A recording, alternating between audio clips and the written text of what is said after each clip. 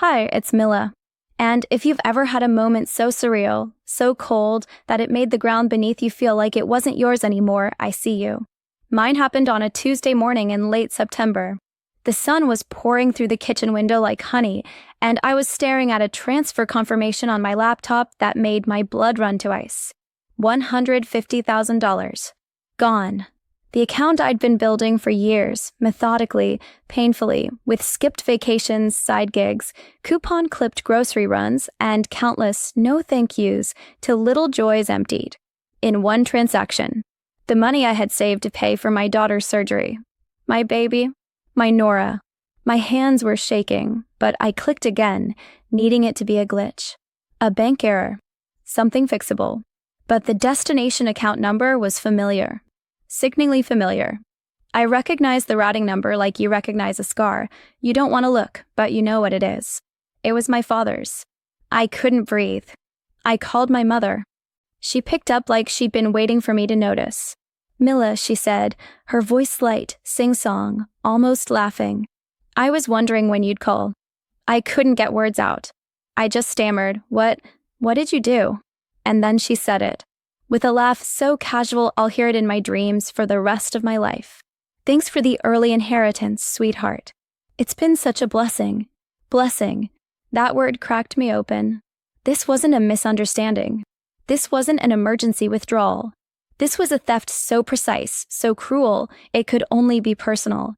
I stared out the kitchen window at the backyard swing Nora hadn't used in months, not since her legs started weakening. My throat closed.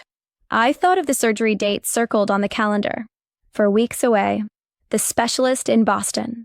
The hospital deposit we'd been working so hard to hit before insurance deadlines closed the door forever. And my mother, my own mother, was laughing. Something in me broke then.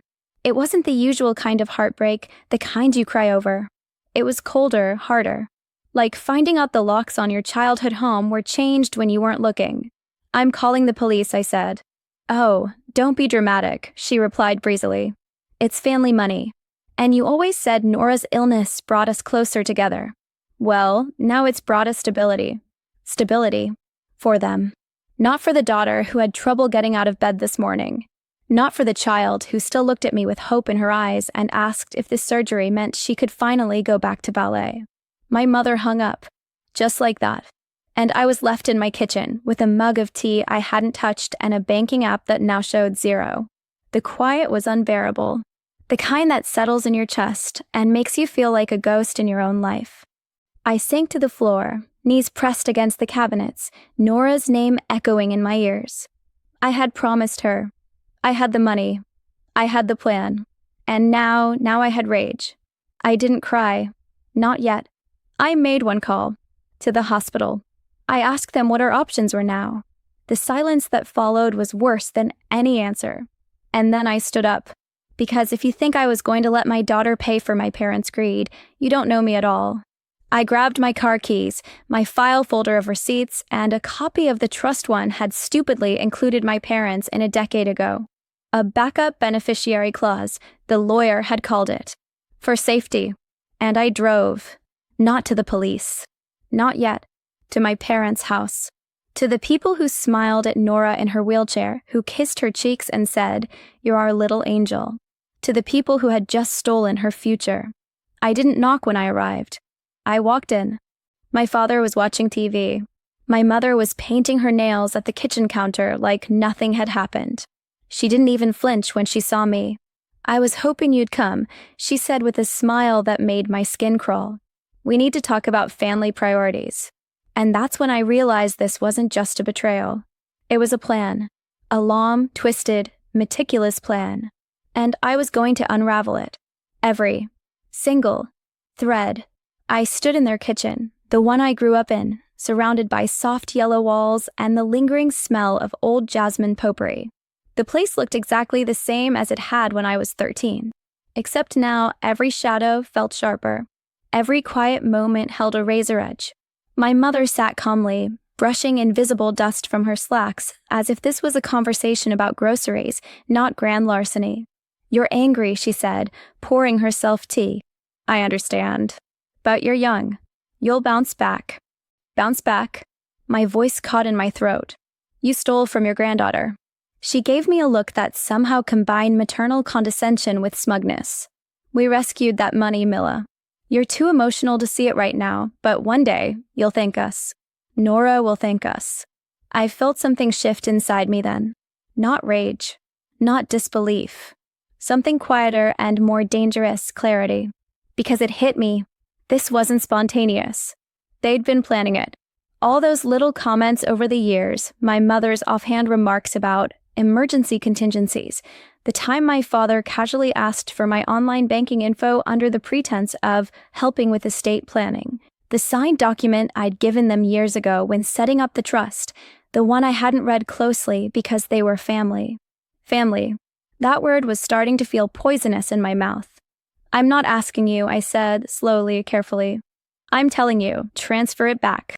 All of it. My father finally turned to look at me. His expression was unreadable, but his voice was colder than I'd ever heard it. Do you remember what we said when you decided to have Nora on your own? He asked. That silenced me. Because yes, I remembered. I had been 24, newly divorced, pregnant, alone, and terrified.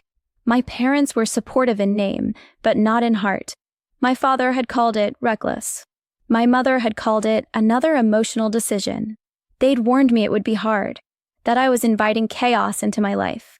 And now they were using that as justification. You made choices, he said, standing. We made ours. We didn't agree with your path. And when you involved us financially, we became stakeholders. Stakeholders. As if Nora's body was a business venture. As if her spine bending, curving, twisting was an investment opportunity they got to pull out of. You can take us to court, my mother said with a sigh. But Milla, do you really have time for that? With everything going on? With Nora's health declining? She sipped her tea. Wouldn't it be better to let this go? To focus on your daughter? My legs felt weak, but I didn't sit. Because I realized that was what they wanted. They wanted me tired, cornered, doubtful. They wanted me to shrink. And for most of my life, I had. I remembered moments now that hadn't seemed like much before. My mother giving away my college savings when my brother got into debt. My father laughing when I got promoted, calling it cute.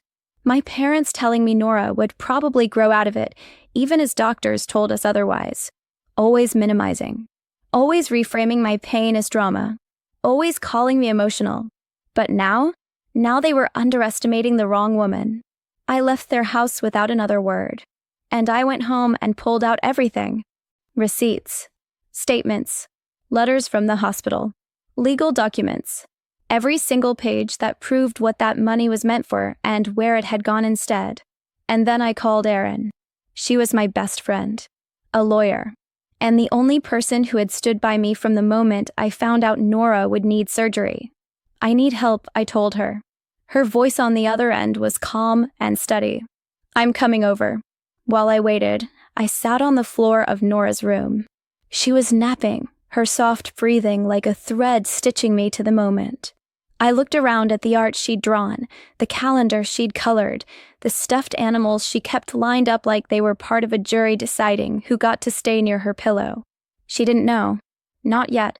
She didn't know that the people who called themselves her grandparents had taken the very thing she needed to walk again. When Erin arrived, she didn't knock. She just let herself in and sat beside me on the floor. I handed her the file. After a long silence, she whispered, "They planned this, Milla." I know. And they left a trail. That night, we didn't sleep. We made copies. We built timelines. We pieced together the financial puzzle. And sometime around 2 a.m., Erin leaned back and said, "We don't just have a case. We have leverage." I blinked at her. They touched money that wasn't legally theirs. Your trust clearly stipulates the purpose of the fund. Medical. You're the primary. And if this goes public, the optics will ruin them. I didn't reply. I just sat there thinking about Nora, and the fact that she was the only person in this story who had never taken anything from anyone. I kissed her forehead before I went to bed, and I made myself a promise. This ends with her getting what she needs. Not what my parents think she deserves. What she deserves. 3 days later, I found myself in my parents' lawyer's office, sitting across from a man who smelled like cologne and caution.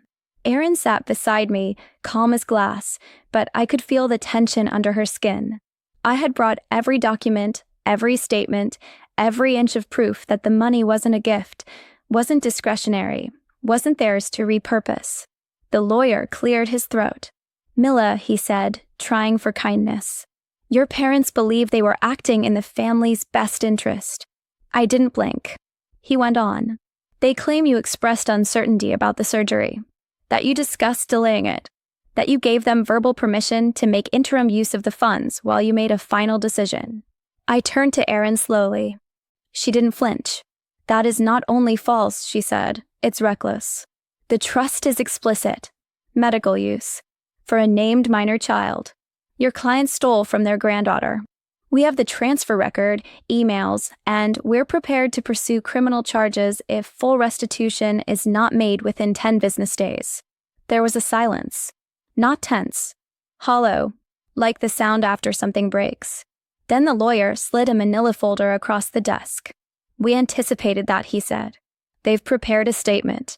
And an offer." "An offer?" I opened the folder. Inside was a letter. From my mother. Typed. Cold. Surgical.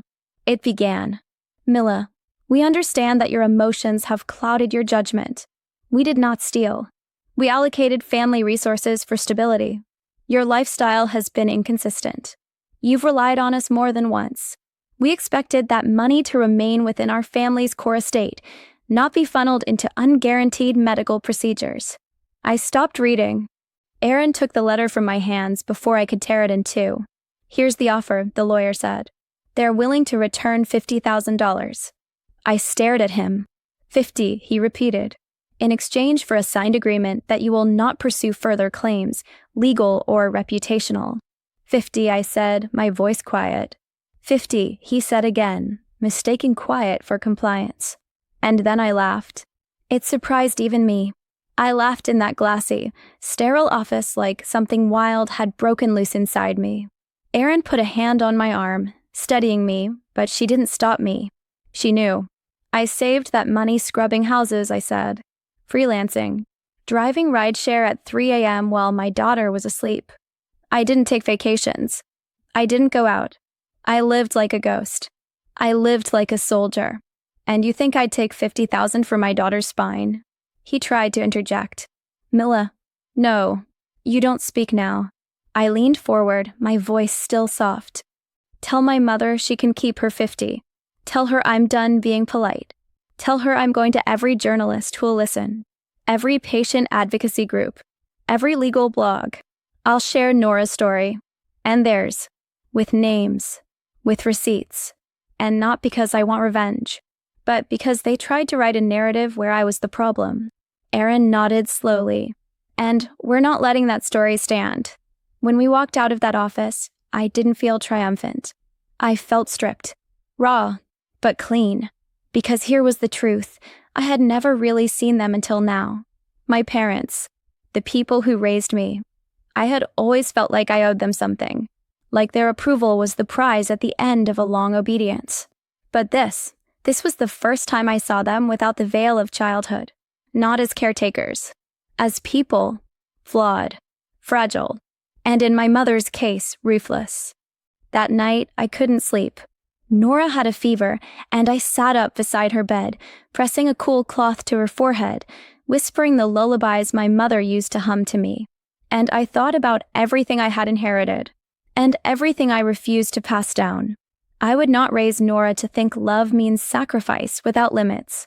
I would not raise her to believe that family means silence. I would not let her grow up seeing her mother bend so far that she disappeared. No, we were going to tell the truth, even if it broke something. The next morning, I got a call from a number I didn't recognize. I let it go to voicemail. Then I listened. My mother's voice. Measured. Crisp. "Milla, I heard what you said at the lawyer's office. I'm disappointed. We offered a compromise. If you continue this course, I can't guarantee your father and I will remain in your lies. We're not your enemies. But you're forcing us to act like it." She paused, and then added one last line. You don't want to make this permanent. Think about Nora. I stood in the middle of my kitchen holding my phone, shaking. Because she wasn't threatening me. She was threatening to abandon Nora, their granddaughter, their so-called blessing. And in that moment, I knew this wasn't about money anymore. This was about power. And I was going to burn it to the ground. It was the look in Nora's eyes that undid me. That night, after I'd listened to my mother's voicemail, those cold words dressed up in family concern, I'd sat at the kitchen table trying to breathe, to process, to decide what to do next.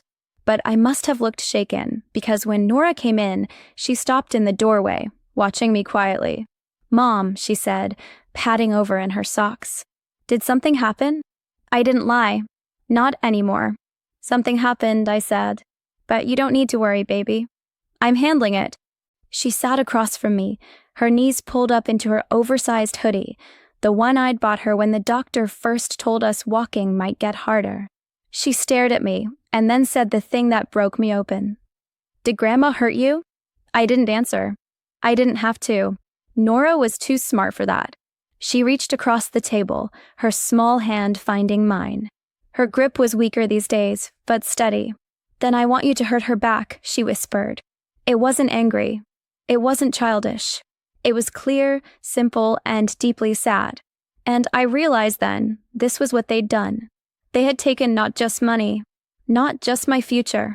They had taken a little girl's belief in kindness, in grandparents, in safety. And that was unforgivable. The next morning, Aaron and I filed the paperwork. Civil suit, financial misappropriation, breach of fiduciary duty, trust fraud. The moment it went through, everything cracked open. My parents didn't call, but their lawyer did, 6 times. Then came the letter, a cease and desist demanding I retract all defamatory statements and agree to confidential arbitration to settle the matter privately. I let Aaron handle the response. "No," she wrote. Then we went public, not with a press conference, with something simpler, a blog post, my voice, my story, titled only, "How My Parents Stole My Daughter's Health." I told the truth. I kept the names anonymous for now. I included facts, figures, timelines. And I included Nora's story, her diagnosis, her daily pain, the GoFundMe link we never thought we'd need again. It spread faster than I expected. First it was just friends, then friends of friends, then strangers, nurses, parents, other mothers who'd walked through fire for their kids. The comments section filled with people who didn't want to fix me, they just understood. And the donations came in. Not all at once, not flashy, but steady. A few hundred here, 1,000 there. A note from a retired couple, "We have grandkids. We can't imagine." Another from a woman who had lost her child to the same condition. "Don't stop fighting. For her. For yourself." But what really set the fire was what I posted next. I uploaded the original trust document, redacted names, but not the clause my parents had used to drain the account. People saw it. Lawyers, advocates, journalists. And suddenly the inbox Aaron had set up just for this case exploded. Tips, offers to help. Other families who had lived through something similar, some even naming my parents. Apparently, this wasn't their first reallocation of family wealth. That night, I got a text from an old high school friend I hadn't spoken to in years. They did this to my sister after her divorce. Took her kids' college fund. Your mom called it refocusing legacy priorities. Legacy. That word again. By the end of the week, the story was viral. Not just viral. Personal. Because everyone knew someone with a story like this. But I wasn't ready for what came next. One morning, Nora handed me a package. It had no return address. Inside, a handwritten letter on my mother's stationery. The same loops and flourishes I'd seen on birthday cards and apology notes when I was little. But this one wasn't soft. "You've turned our private affairs into public humiliation. You're embarrassing yourself. If you think the world is on your side, wait until it forgets you. It always does. We offered peace. You chose war. Don't expect reconciliation. And don't expect us to explain this to Nora. That's your mess to clean up." Beneath the letter was something else. A copy of a newspaper clipping. My mugshot. From college. I'd been arrested at a protest, something about tuition hikes and student debt. I hadn't even remembered it was public record. They were threatening to smear me, to dig up anything they could, to paint me as unstable, dramatic, irresponsible, to cast doubt on my story, my voice, my motherhood. Erin saw the clipping and shook her head. They're trying to get ahead of you. Create doubt before the hearing. But I wasn't scared. I was done being scared. I scanned the letter, clipped it to the court file under a new section I'd created, Character Tactics. And then I opened my laptop. And I wrote the next blog post. Title: My mother sent me my own mugshot today. Here's what she doesn't know. I wrote about that night. The protest. The anger. The idealism. And how the same fire that got me arrested at 20 is the fire keeping my daughter alive now. Because yes, I had a record. I had a spine too. And I would walk through hell before I let them touch her again. The post exploded. And with it, the GoFundMe reached full funding. We had the money. We had the appointment. The surgery was back on. I walked into Nora's room that night and told her. Her eyes filled with something I hadn't seen in months, hope. But even as I held her, even as I smiled and whispered, "We did it, baby," I knew it wasn't over. Because now my parents were quiet. And when people like that go quiet, the morning of Nora's surgery, the world was soft. Still, the sky was pale as porcelain, and the city outside the hospital windows seemed to hold its breath. Nora was quiet, but not afraid. She held my hand in pre-op, her fingers colder than usual, and whispered, "We made it, didn't we?" "We did," I said, kissing her forehead. "No matter what happens next." She nodded, her lips pressed together like she was trying not to cry. Not because she was scared of the pain, she'd lived with that for too long to flinch, but because she understood, in her own way, what it had cost to get here. I waited hours. The kind of hours that feel like a second and a year at the same time. And when the surgeon finally came out, mask off, eyes tired but smiling, I broke. Not into sobs, not into relief, just silence. A silence so deep it felt like prayer. "It went well," he said. "She's going to walk again." Walk. Again. I sat beside her in recovery, brushing her hair off her forehead, watching her sleep. And I thought, this is why you fight. That night, I got a voicemail. My father. His voice was quiet, like I remembered it before everything went bitter. "Milla, I heard about the surgery. I'm glad she's okay. We didn't mean for it to go this far." A pause. "Your mother. She's not handling the public backlash well. She thinks you've poisoned everything. But I know we made mistakes. And then this. If you're willing to take down the posts, we'd like to talk. About making this right. About the estate. About starting over." I sat on the edge of the hospital couch, looking at Nora's 4, the tiny beep of her monitor steady as her heart beat. I listened to the voicemail again, then deleted it. There was no starting over. A week later, we stood in court. The suit hadn't gone away. My parents hadn't backed down. In fact, after the GoFundMe, they'd filed a countersuit claiming defamation, claiming they were victims of financial emotional manipulation. I brought Erin. I brought the receipts, the emails, the trust language, the letter my mother had sent with my mugshot. I didn't testify with anger. I testified with facts, with timelines, with my daughter's hospital bracelet still around my wrist. And when the judge spoke, I didn't flinch. He ruled in our favor. Full restitution, court fees, sanctions for the misuse of trust funds. But the most powerful part wasn't the ruling. It was what the judge said last. Family is not a license to exploit, especially not when the victim is a child. After the ruling, I didn't see my parents again. They disappeared into their world of gated communities and curated narratives. The only thing I received was a handwritten letter, my mother's script, careful and controlled as ever. But this one was short. "We no longer consider ourselves part of your family. Enjoy your daughter. Alone." There was no signature, just absence. I didn't cry. I folded the letter once and placed it in the drawer with the surgical photos, with the hospital bills, with the card strangers had sent Nora during recovery. That drawer holds the truth now, not for vengeance, but for memory. Because one day Nora will ask, why don't we see them? And I'll tell her, not with rage, with clarity, with love. She recovered slowly, beautifully. Her steps are unsure sometimes, but steady. And every single time she takes one, I remember what I learned. I learned that some people will use love as leverage, that some people will smile while they bleed you dry, that the word family doesn't always mean protection. Sometimes it means proof. Proof that the people closest to you can do the deepest damage, and that stopping them isn't cruelty. It's courage. But I also learned something else. That when you choose your child over your past, when you speak up, even when your voice shakes, when you burn the lie and stand in the smoke, you don't come out weak. You come out whole. And when Nora asked me, months later, if I missed them, I smiled.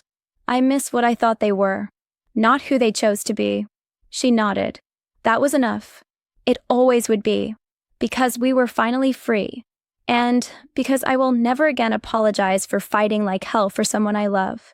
Especially when that someone calls me mom. They're planning their next move.